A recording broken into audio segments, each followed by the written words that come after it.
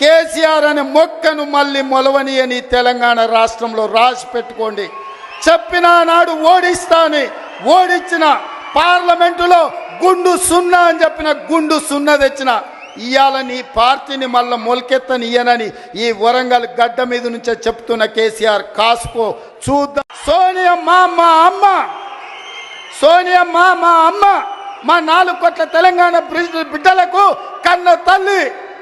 ఆమెకు ఊడిగం కాదు, ఆమె కాళ్ళు గడిగి ఆ నీళ్లు నెత్తి మీద చల్లుకున్నా అది తక్కువనే అవుతుంది. కిషన్ రెడ్డి, ఇప్పటికైనా నీ పాపాలు కడుక్కోవడానికి రా. సోనియమ్మ కాళ్ళు గడిగి మన ఇద్దరం నెత్తి మీద చల్లుకుంటే మోడీకి ఊడిగం చేసినందుకు కొంతైనా నీకు ప్రక్షాళన జరుగుద్ది అంటున్నా.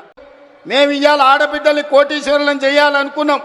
దాదాపుగా ఈ సంవత్సరంలో 34,000 కోట్ల రూపాయలు సంఘాలకు సహకారం అందించాలని ఇవాళ మేము అనుకున్నాం.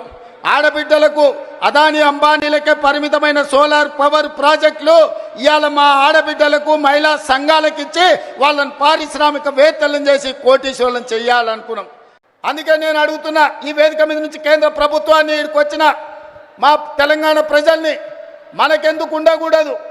హైదరాబాదే కాదు, వరంగల్లో, కొత్తగూడెంలో, అదేవిధంగా రామగుండంలో, ఆదిలాబాద్లో మనం కూడా 4 ఎయిర్పోర్ట్లు కట్టుకొని ప్రపంచంతో పోటీ పడి పెట్టుబడులు తెచ్చి పరిశ్రమలను ముందుకు తీసుకెళ్ళి ఈ తెలంగాణను అభివృద్ధి పదం వైపు నడిపించే బాధ్యత ఇందిరమ్మ రాజ్యంలో ప్రజా ప్రభుత్వం తీసుకుంటుందని చెప్పి నేను ఈ సందర్భంగా చెప్పదలుచుకున్నా.